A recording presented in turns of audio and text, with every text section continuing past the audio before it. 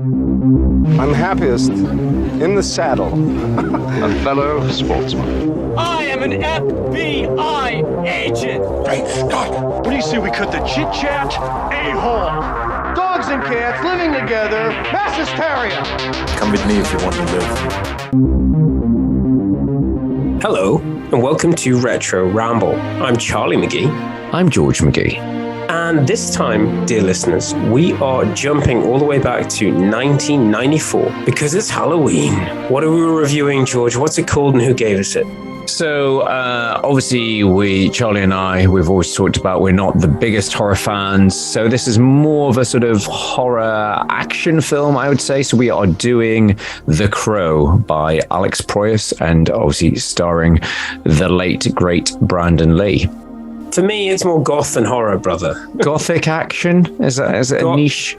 Yeah. It's a comic book adaptation. So gothic comic book adaptation. How about that? Yeah, I'll take it. But no, a very big film. They've been trying to remake it. They have remade it. They've tried it in series. Anyway, we'll probably get to that. There's going to be lots. I don't think there's going to be any impressions. There's probably going to be some reactions or funny childhood memories. I'm going to give it my best at some impressions. There's some impressions over.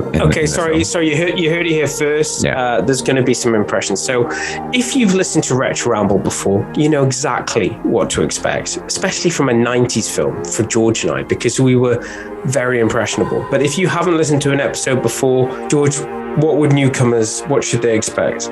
We are a little independent film podcast. So Charlie and I are brothers. And the premise of this podcast is us going back, revisiting the films that we grew up with and just seeing how they came to be, you know, what the production stories were, what their legacies they left were, you know, were they turned into a franchise? Have they been rebooted, remade, spun off into a TV series? What made them so great? Have they aged like a fine wine, or have they, you know, dated terribly? So yeah, it's a fun, light-hearted look back. There will be some trivia thrown in, but yeah, as Charlie warned, there'll be probably some bad impressions and some childish humor, maybe some childish language as well. So you have been warned. Just George and I tapping back into that very immature age that we were. So, usual features, there may be some coulda, woulda, shoulda, there may be some suspicious spin-offs or whatever else we can come up with between now. For sure, there will be. Of course, there will be. But without further ado, are we going to hit the trailer? Our thoughts on the film to come after the trailer. Let it go, George. Okay.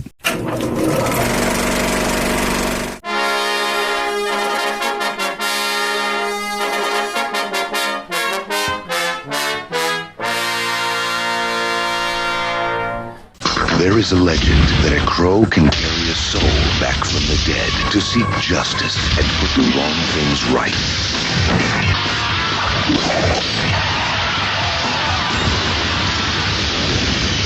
You move, you're dead. I'm dead. And I move. Brandon Lee. It's not a good day to be a bad guy. The Crow, rated R. George, how do we get this film? How do we get here? It is, I say, a comic book adaptation. So the comic book by James O'Barr first came out in 1989. Apparently, O'Barr wrote the first issue. It's quite a tragic origins. So he wrote the first issue as a way to cope with the tragedy he went through when his fiancée was killed by a drunk driver. And I think there's plenty of tragedy in this film. Yeah, well, that's it. There is a lot of tragedy in this film, and is linked to this film.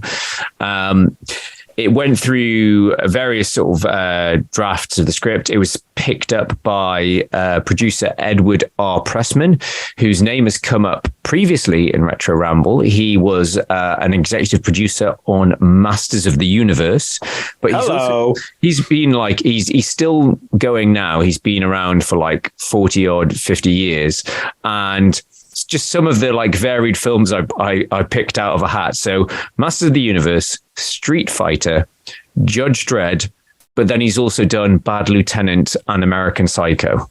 So very varied. Yeah, but obviously big hard on for comics, right?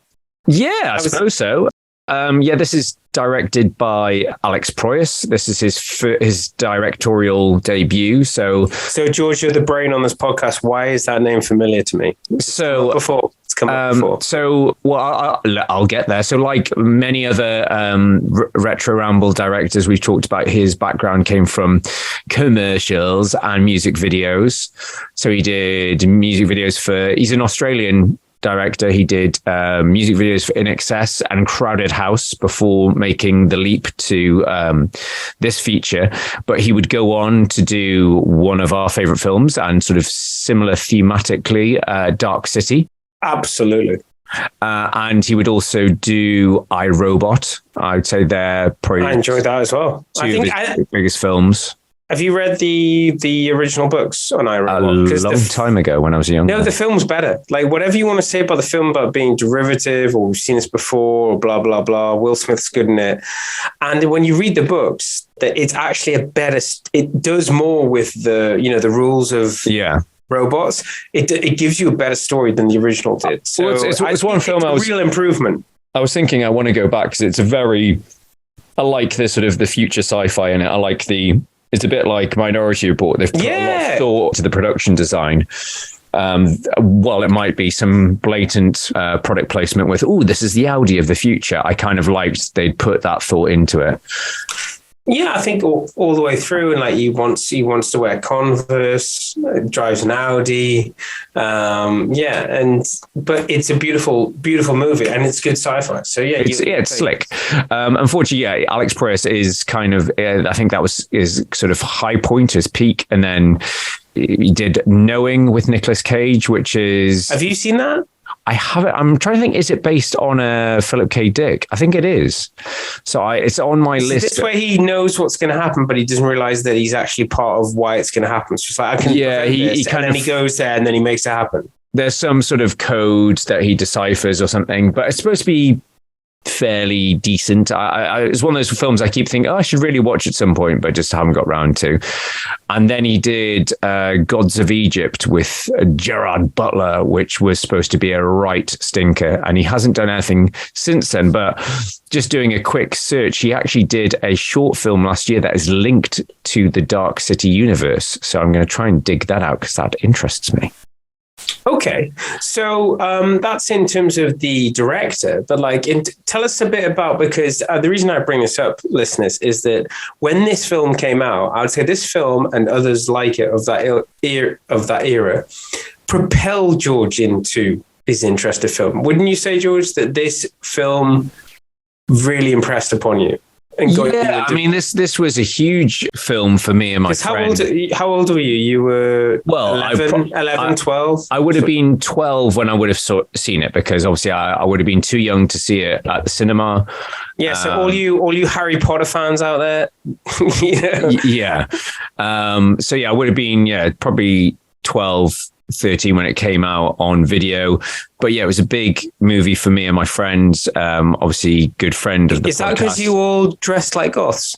I didn't really go through a goth phase. As I was a chubby teenager, I couldn't really pull off the goth look. However, one Halloween I did go as the Crow, and I just didn't pull off that same sort of lean, mean look that Brandon Lee does. I was just a Brandon Lee, Hugh Jackman, Bruce Lee, spectacular six-pack. No, for some reason.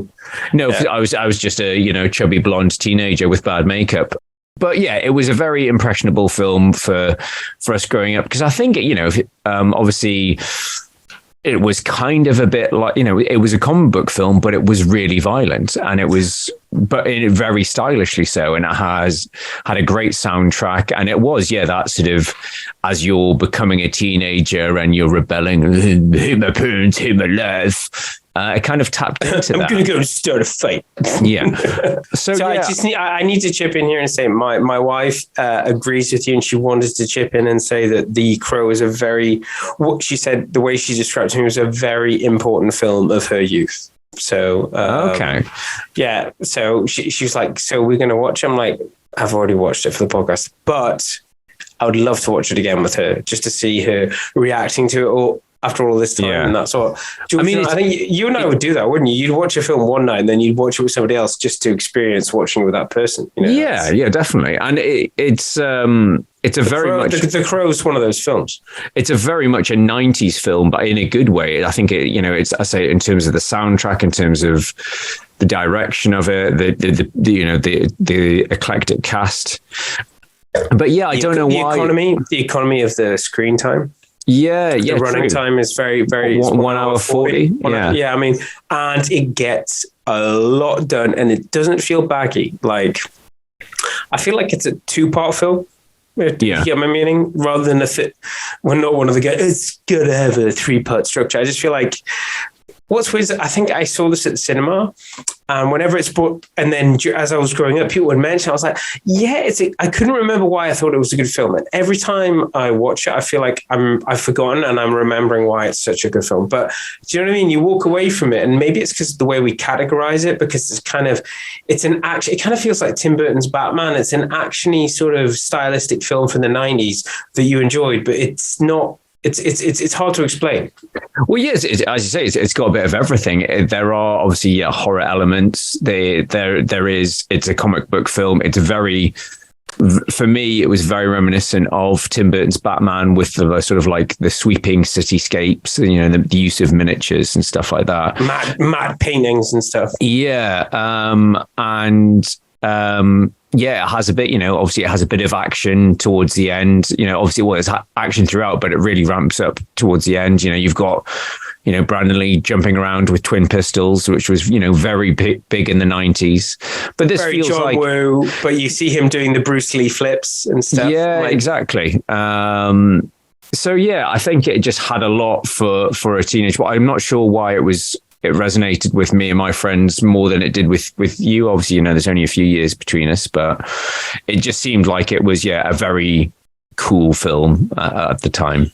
For me, I see a lot of similarities between this and Sin City, in that, like, these films come out, you realize they're one-offs. I know they've gone back to Sin City, which wasn't that bad.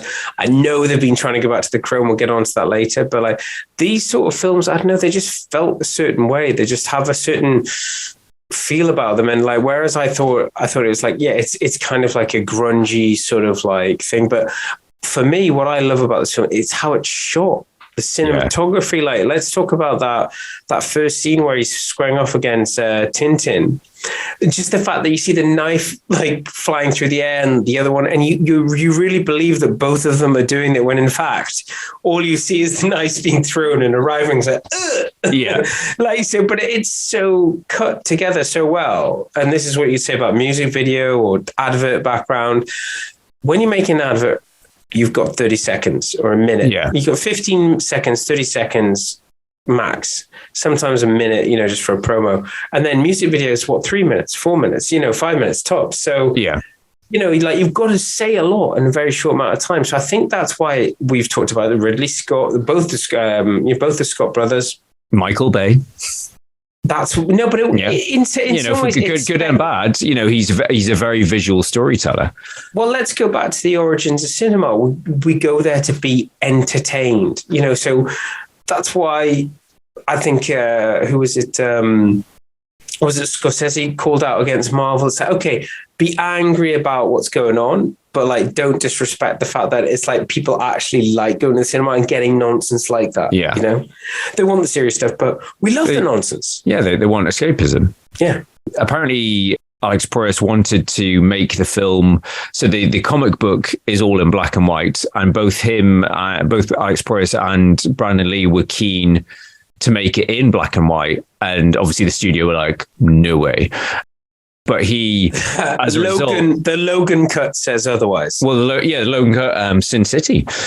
So he stripped it back, the color scheme, to make it as monochromatic as possible.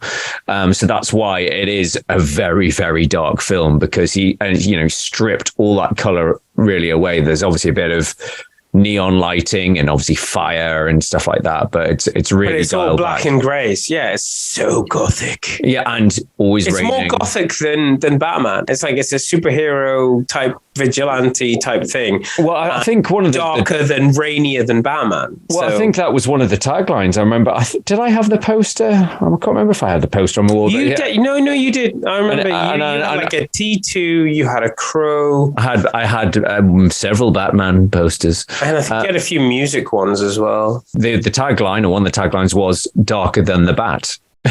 Obviously, sort of like we're darker than Batman. Come see us. Adam West says otherwise. Adam Wee. So yeah, there's a few changes from the comic book. So apparently Eric's a mechanic in the comic book, and he was changed to a I prefer Rockstar. I think it's more in line with the soundtrack and the movement. Well, yeah, apparently, what about grunge rock? Apparently there's a lot of music references in the comic, so that's why they're just like, oh, well, to honor that, we'll just turn him into a rock star. No, but I guess from the comics, the guitars from the comics, the fact that he's going around with his guitar, he's playing outside of buildings, it's like, I don't know. I was like, that's very, what's the word I'm looking for? It's imagery, it's like, it's atmospheric. Imagery. Yeah. It's like, oh, he's also a rock star. He kicks ass for the Crow, and he's also a rock star. So James O'Barr, the guy who created the comic, apparently had some input. I think he was like as down as a creative consultant and was involved in the casting process. Obviously, I'll get onto the people that didn't make the cut later, but when Brandon Lee's name came up, he was like, oh, I'm not sure about him. It's just he's going to turn it into a martial arts action movie. But then he actually met Brandon Lee, and he's like, Brandon Lee knew the comic back to front and was quoting about him. And he's like, oh, right, this guy, could be brilliant. He really knows his stuff. Just in getting into production a bit. So the film was filmed in Wilmington, North Carolina. That has come up previously on Retro Ramble, because it was where they filmed Teenage Mutant Ninja Turtles, and they also filmed JCVD Cyborg. Does the house feature? The house doesn't feature, but Top Dollar's nightclub is the same as Shredder's hideout in Teenage Mutant Ninja Turtles. Okay, there you go. So there you go. But one of the reasons, so this film, as we talked about, is kind of been labeled as a cursed film. But one of the reasons they filmed in North Carolina was because of it's a right to work state. So it's got relaxed filming laws. So it basically means because it was a low budget production, meaning the producer can get away with pay conditions and production schedules that would normally be refused by the unions in Hollywood. So basically they had them working for longer in all sorts of conditions. Apparently a hurricane destroyed the sets, so they had to move to like night shoots, and usually the production are given at least a day or two to adapt to that, but they went straight into it. Apparently it was absolutely freezing conditions, and they had to de-ice the dolly tracks and stuff because they were just frozen shut. I think Brandon Lee almost had hypothermia at some point. It does look pretty fresh there. Yeah. There were several accidents that befell production. What do you mean, apart from the killing? So, but even before the death of your leading man, which we'll get onto, a carpenter suffered serious burns when he hit a power cable. Somebody managed to stab the hand with a screwdriver. An equipment truck burst into flames. A stuntman. It's almost like it was cursed. And a disgruntled set sculptor went berserk and drove his car through one of the prop rooms. I'm not insane. On top of, yes, I say a hurricane destroying the sets as well. What was it like going back and watching it again today? When was it? Oh, so I should preamble question.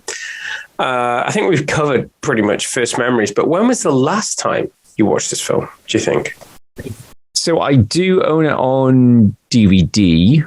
Yeah. But I think it was probably one of the first DVDs. I've had the DVD for a good 15 years, I reckon. I haven't watched it for a good long while. I would say I probably haven't watched it for about at least 10 years. Has your opinion changed? No, it was amazing. I mean, again, for me, it's like one of those, a lot of the films we've talked about that I've seen it so many times. You know, I remember all the dialogue comes flashing back, all the musical cues come back. So yeah, for me, it was pure nostalgia. It was memories of joy watching it and just reveling in it, you know, in it all, and just I forgot how good it is. You know, it is really, and that's one of the reasons why I was like so keen. I think I say it was one of the first DVDs I probably bought. We always remember the ones we bought. Like sometimes we talked about some other episodes where we're faced with thinking, you're going to buy it on DVD, but you've already got it in video. It's like, yeah, but you know, because I bought one, I've got to buy the other. But no, I think it's a weird thing with a film like this. Like you remember the time, you remember what you went through. You know, what about you? When was the last time you saw it? Oh, a long time ago. Like I remember. I think if I'm completely honest, I probably gave this short shrift when it was out. I don't know what was going on. I don't know, but I was like, I think it was because it looked to me like so much like Batman. I was like, it's not Batman. You know, it's a cheap imitator sort of type thing. No, but I think the thing is, to put it in perspective, I saw this. So when I saw it at the cinema, I was like, meh. Or I was like, maybe I didn't see it at the cinema. It was one of those things like where like the film got pieced together over the years, but it's only since university. So like way after it was out, 10 years later, I was like, yeah, actually, this is a great film. You know, this is a really good film. And then going back and watching it to record today, yeah, I was like, I enjoyed it more this time than I ever have before. Really? And and it's weird, by the way. How do we make up for the weaknesses of Ghostbusters 2 and demonstrate to Hollywood that Ernie Hudson deserves a good role? How do we do that? It's called The Crow because for me, the MVP in this is Mr. Ernie Hudson. Well, it's got a great. I've seen it so many times, but yeah, it's only until watching it again you forget. We'll have to give Timon and Singh a call. You've got Ernie Hudson, the amazing Sally. Yeah, you've got David Patrick Kelly as what's he called? Sally. T-Bird. Joe Polito, you know, as the greasy pawn shop owner. Yeah. Who's always a greasy bad guy. And the amazing Michael Wincott. I think I said in a previous podcast episode, he was Michael Winslow. That's the voice guy from Police Academy, not to be confused. But yes, Michael Wincott with the amazing voice. I just love it how he turns up in these films. Like he looks so evil. Like he's one of those people that even though you know he's an actor and he's a normal person, if you met him in real life, like I don't want to talk to him. Why? Because he looks fucking evil. He does. Looks and sounds evil. Just that gravelly voice. And Can we talk about the voice? Can we talk about how the accent comes and goes a bit? That's the only criticism I have of him because the first time he arrives in this film, he puts on this accent. It's like some southern sort of thing. My daddy. Like, whoa! No, I was like, he really can do accents. Like this is impressive.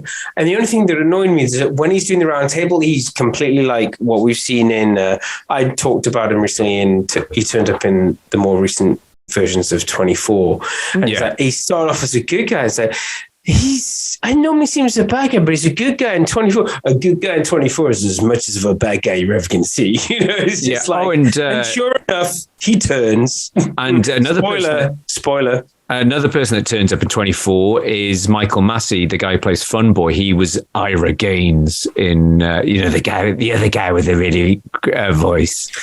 Just gonna whisper really loudly so it sounds sexy and cool. No, so Tony Todd, the Candyman.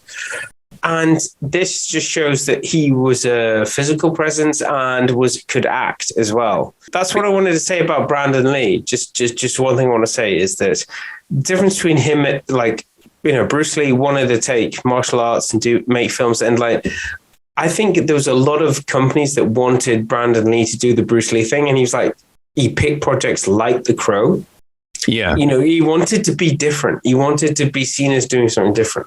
The only thing I'd back that up with is that in these set pieces in this film, the guy can kick ass. If you see the backflips he's doing and stuff, it's like... No, that's it, though. I think like he obviously had all of the moves, and it's like, oh my God, imagine if someone had thrown him a JCVD career. Like, we would have had 25 films from this guy. The thing that I've put down in my notes, it's everything above that. Yes, he's a talented martial artist, but it's the fact that he's so charming in this. There's so much pathos. There's anger, loss, and pain. You know, it's a real tour de force, and it's a real star-making turn. And that's what makes it so sad watching it again. It just reminds you, like, he was so talented, and it's such a performance that you could see why when the tragedy happened, everyone was like, no, we've got to finish this film for him. We've got to do it because, you know, it's such a great performance.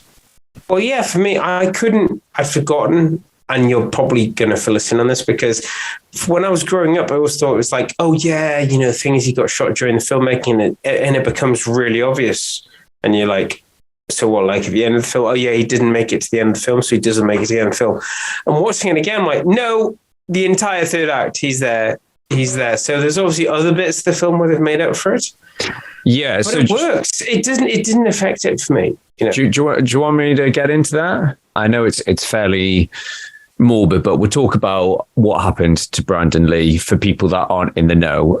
When it came out, pre-internet, and lots of rumors going around. But essentially what happened was there was a scene, it was actually the scene when Eric Draven gets killed at the start of the film. So there's a Magnum that Funboy is using, and they used it in one scene to show that it was like a loaded gun. So what they do is they do, dummy bullets. So they basically take out you can like, they're specially made bullets that are purely for like display, just to show like, oh, it looks like there's bullets in that gun. But because they were cutting corners and it was they were up against it production wise, they didn't have time to buy dummy bullets. So there's apparently this guy, Dave Brown, who's a firearms safety specialist, was on something called Film Courage, and he was going into detail on it. So yeah, the prop crew had to make their own dummy bullets by using live rounds, cutting off the tips and unloading the gunpowder. Then the bullets were loaded into the gun. The problem is that the cartridges primers were intact. So at some point, the actor handling the gun pulled the trigger, and one of the tips of the bullets got lodged in the barrel. The scene was over, and then 2 weeks later, they're filming the scene when Eric Draven gets killed by the gang. Him and Shelley get killed in the apartment, and they picked up the same gun, and they hadn't checked if anything was stuck in the barrel, and they loaded it with blanks. And apparently blanks can contain up to twice as much gunpowder as a normal live round. And there's also conflicting reports. So apparently, and this came up recently with the whole Alec Baldwin thing, apparently there's such a thing as cheating the angle. Even though it's a prop gun or firing blanks, you never point directly at someone. You point a little bit off, and they trick it with the camera. Yeah. And apparently Michael Massey, the actor who plays Funboy, there's conflicting reports. Some people said he wasn't told to cheat the angle, and some people said he did, but he didn't. For whatever reason, he pointed the gun directly at him. The blank charge went off, hit the bullet tip, lodged in the barrel, and it basically acted like a real bullet. And so Brandon Lee was shot in the stomach, and it lodged in his spine. He fell over, and obviously they thought he was acting. And then when he didn't get up, they all rushed over to him and saw he was clearly bleeding, and they rushed him to hospital, and they operated on him for 5 hours and gave him gallons of blood, but he just bled out basically. Proper tragedy. And he was due to get married the following week, which is really tragic as well. So that's why it's dedicated to him and his fiance. So yeah, it's spooky. Yeah, it's really scary. And apparently there's also reports that like apparently Brandon Lee was obsessed with the notion of death. Obviously what happened to his dad, he was surrounded by that, his dad's legacy. And he even said to somebody apparently, oh, I'm going to die young like my dad. Whilst there's loads of rumors out there that obviously the footage of that was completely destroyed. So they've obviously worked around it in the film. The cast and crew were determined to finish the film because apparently he only had 3 days left of filming to do. Guys, can we just chip on that? So like for some reason, I remember growing up, it was obvious where he'd been cut. This time, he's in the third act. I couldn't spot where. And there's obviously scenes where they're using somebody else. They filled out the film. Yeah. So I couldn't spot it this time. So it's really well done. It does its job. It does its job. So what they did was, they had to basically do a bunch of rewrites, and they added in the narration by Sarah. They dropped a whole subplot. There was Skull Cowboy, who's basically like his spirit guide, saying he has to stay on his mission of revenge, otherwise he'll lose his powers. That was dropped. But yeah, essentially, whilst this was going on, Paramount were due to distribute the film, and they were like, because of what had happened with Brandon Lee and because it was a violent film, they're like, oh, we're dropping out of it. So Miramax came in, picked it up, put in some additional budget to get the film finished. And this is when our friend Chad Stahelski comes in. So Chad Stahelski was Brandon Lee's friend, but he was also a stunt double. And because he had similar build and look to Brandon Lee, he was used as a body double. And there was a special effects company called DreamQuest that came in to help complete the missing scenes. And it's mainly scenes at the start. So when he's returning to his apartment, when he's come back from the dead, you see him walk into the apartment. They've actually cut that out from a different scene where he's walking down an alleyway. So that's footage of Brandon Lee. But then the stuff when he's painting his face in the mirror, that's, again, they've taken footage of Brandon Lee and digitally inserted it. So quite actually groundbreaking stuff for the time. And then there's the bit where he walks towards the camera, and he's the first time where he's put on the makeup and he's got the crow on his shoulder. That is Chad Stahelski, but they've digitally mapped Brandon Lee's face. So when the lightning flashes, you just see Brandon Lee's face. So it's all clever. Very clever stuff they've done with like shadows. Obviously, it's such a dark film. And I wouldn't be surprised if there's some of the stuff when he's going across the rooftops that might be I was going to actually Stahelski. talk about. Well, I would imagine what that is.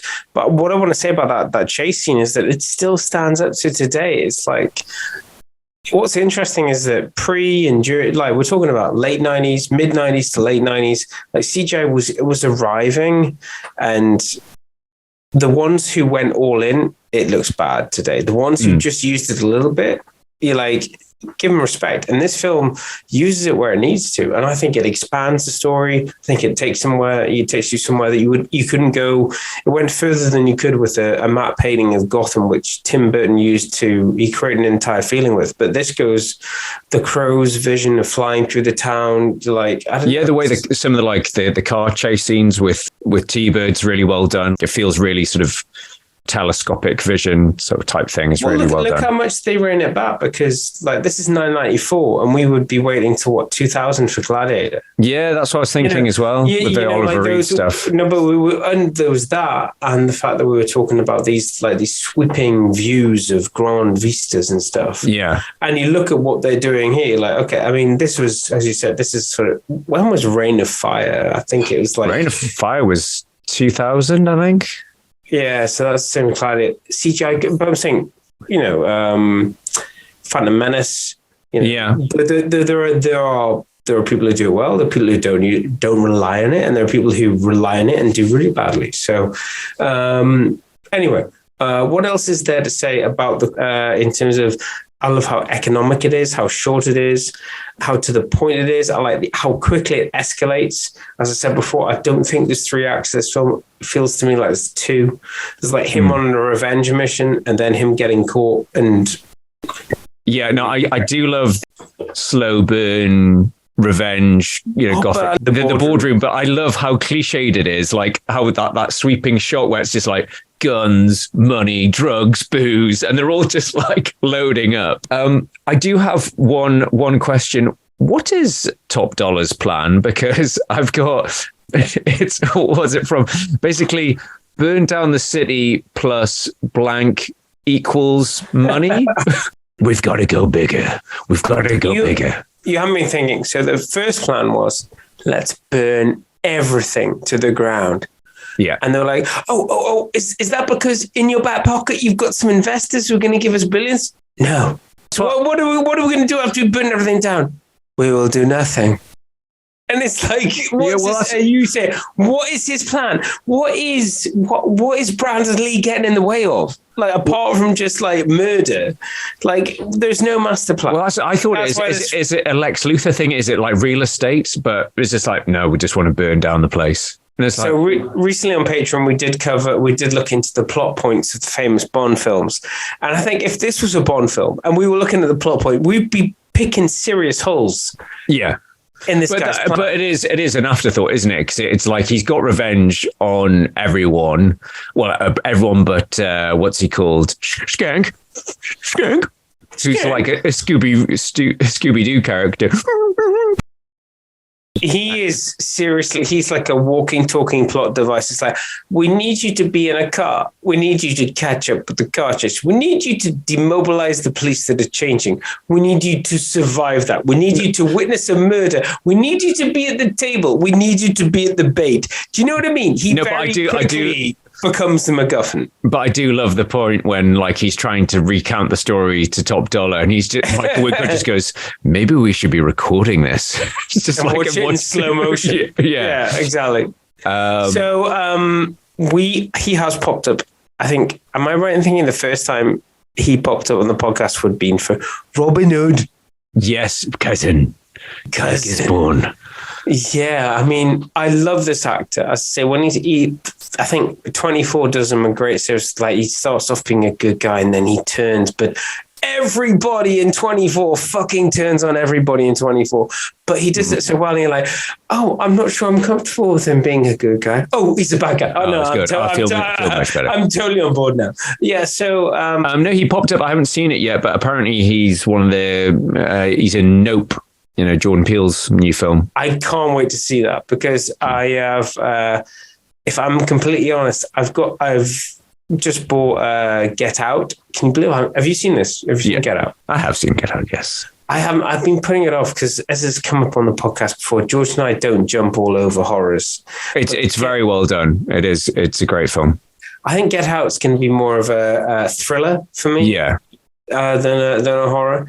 And yeah, I think I was putting it off because I wanted to watch for Louise, and then I explained to her that I've got no interest in watching this, and I was like, I'm going to have to watch this first. And then I think I actually watched it on the way back from your 40th, massively hungover on a Eurostar, and just like, you know, when you're sort of anxiety. Was I giving out DVDs to everybody who left? Hey, get home. You're a bit old. You don't get a party bag with lollies and ice creams. No, here's a DVD. Here's a depressing film to watch. No, but you know, on your trip home, you know, when you're hungover, your anxiety, your fear levels are already quite high anyway. So watching like a really tense sort of film on a train, this is too tense. Let's just you got to get back to your daughter. Let's just pop on Arrival. Not again. So, where are we? Is it about time? I've got. I was going to say the only thing a Jurassic Park actor. And a 90. I've got one last thing about the ending, just saying I thought it's a little bit too Burton's Batman. Let's go up the tower. And it's just, I've seen this before. But it is, you know, it's a cool fight in the rain on the rooftop. But yes, let's release Jeff and Celine. Your scientists were so preoccupied with whether or not they could that they didn't stop to think if they should. So coulda, woulda, shoulda is where George enlightens us and lets us know the other talent that was considered, but for whatever reason, did not fall into the plans of fate. Apparently, there's a few that are kind of, you know, make sense. So Johnny Depp was one of the first choices. River Phoenix, Christian Slater. Apparently both River Phoenix and Christian Slater turned it down.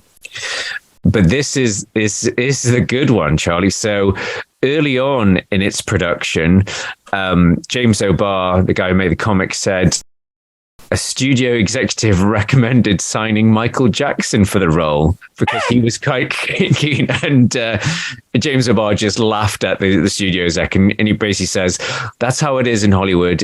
It's like there's this beautiful tree and every dog that comes by has to piss on it. So yeah, I'm not sure how far MJ got, but can you imagine The Crow starring MJ? There would have to be a musical number in the middle, and that would take it away. a 15-minute musical detour. So apparently other roles, apparently Cameron Diaz was offered the role of Shelley, but turned it down because she didn't like the script.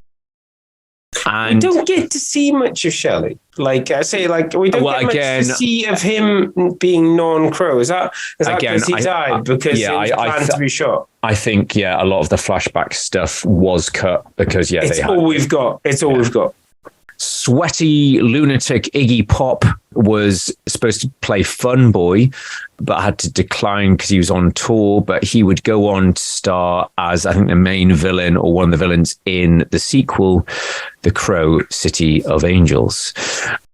So I suppose that takes me into suspicious spin-offs. So they quickly made a sequel, City of Angels, with French actor Vincent Perez Vincent Perez. Louise was telling me about this. Her fandom extends into knowing and probably watching the French version. Then there was The Crow Salvation, which Kirsten Dunst was in.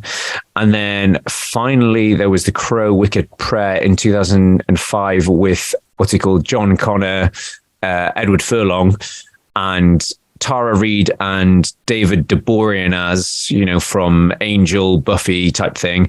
I'm just going to read out the Rotten Tomatoes reviews for The Crow and its sequel. So The Crow, 1994, has an 85% rating on Rotten Tomatoes. Okay. The Crow City of Angels has 11%. Okay, I'm seeing a downward spiral. But 35, only based on 35 reviews. The Crow Salvation has 20%. And The Crow Wicked Prayer, the one with Edward Furlong, has 0% on Rotten Tomatoes. Is that plus or minus, or is it just zero? Just flat zero. Oh my God. But I have to give a little shout out. So a good friend of us, of the podcast, Mr. George Feeney, The Crow, the original Crow is... Hello, George. Hello, George. Is one of his favorite films. And we watched it a lot growing up. So I reached out to him because I knew he'd definitely be listening to this episode. And I said, let us know what he thought. And most importantly, I think he's such a diehard fan. He has suffered through all the sequels. So George had this to say. He says, one of the best films I've ever seen for atmosphere, action, and a killer soundtrack. If you like revenge films, then this is one of the best, if not the best. I wouldn't be in a hurry to watch any of the sequels. To say they fall short in comparison would be a bit of an understatement. Wow. So there you have it. But that does lead me on to, they've essentially been trying to remake the original Crow since 2008.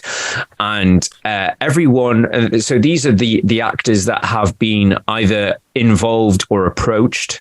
Okay. So Mark Wahlberg, Bradley Cooper, Channing Tatum, James McAvoy, Tom Hiddleston, Alexander Skarsgård, Luke Evans, Jack Houston, one of the closest people that got down to doing makeup tests was Jason Momoa.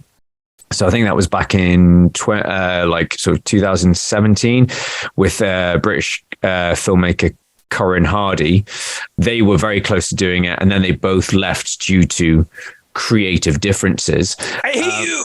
But it's currently just finished production, so they have made it. They've been filming in Prague with Bill Skarsgård, not Alexander Skarsgård. So Bill, not Stellan Skarsgård. Not Stellan Skarsgård, because he's getting on a bit. Stellan skateboard. Stellan skateboard. But Bill Skarsgård, so he's the guy that was It. He's playing Eric Draven, and it's directed by Rupert Sanders, who was behind Snow White and the Huntsman, but also the Ghost in the Shell remake. Yeah, we shall see. I mean, it was one of those like doomed projects. I say they were trying to make it for almost 20 years. It looks like they finally got around, but whether, just because they finished filming, let's look at Batgirl, doesn't mean it's a guaranteed to come out. So, it's a cursed project. So who knows whether it will make it to the cinema, whether it will make it to Netflix. But yes, they have just finished filming on the remake.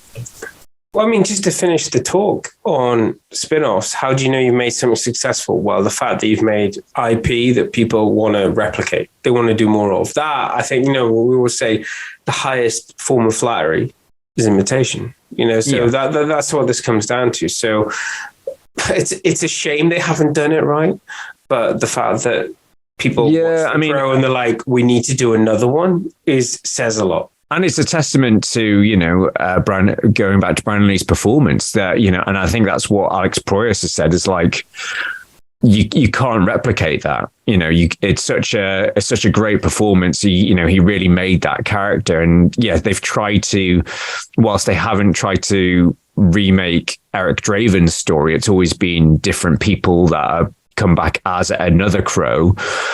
It feels, I forgot to say, I was reading about some unmade Crow movies. And fan fiction? No. There was one that was by Rob Zombie that was going to be. It's not just the clever names. My name is actually Zombie. The Crow 2037, which was about a young boy and his mother are murdered by a satanic priest. A year later, he's resurrected by the Crow. But then 27 years later, he is unaware of his past. He's become a bounty hunter for reasons. So that was... So what, he's resurrected again? So it's basically like he's been a Crow, but he forgot he was died. Then I woke up as a bounty hunter. And it's set in the future for reasons. But the better one, Charlie, get this. The Crow Lazarus. In July 2000, rapper DMX had been in discussions about making a fourth Crow film.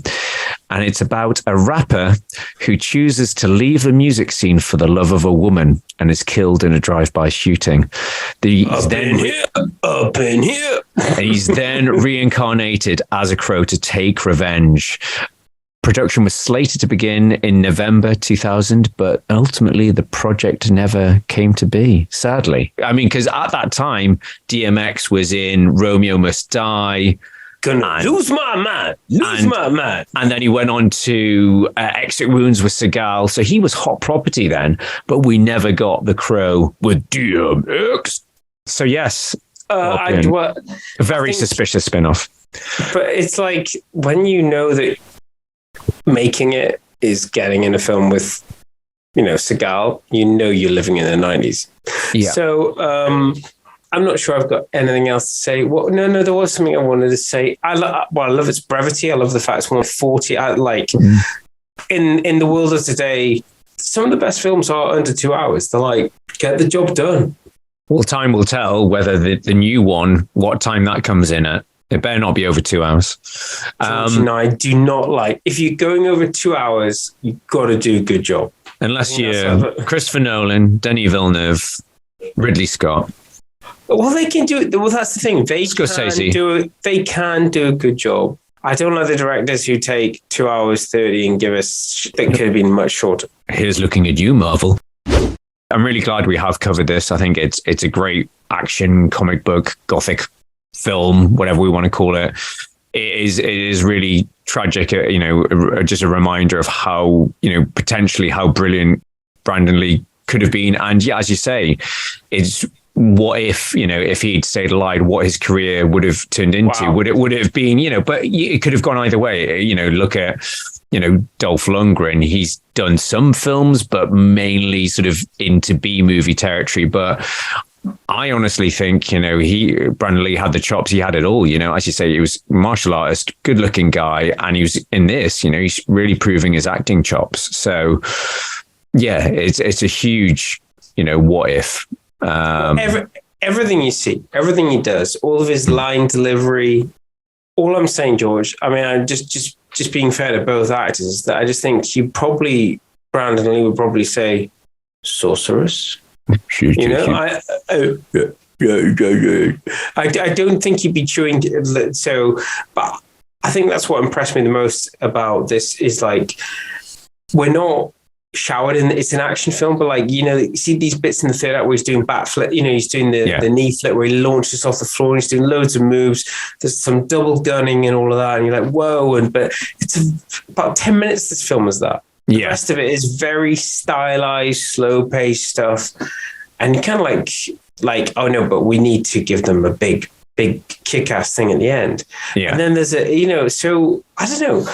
No, I'd like to do off the back of this, and I know we mentioned it on Patreon, but yeah, for recent Ramble, for our next sort of, or one of our next Patreon specials, I wouldn't mind going back and checking out his other films. So we talked about Showdown in Little Tokyo with Dolph.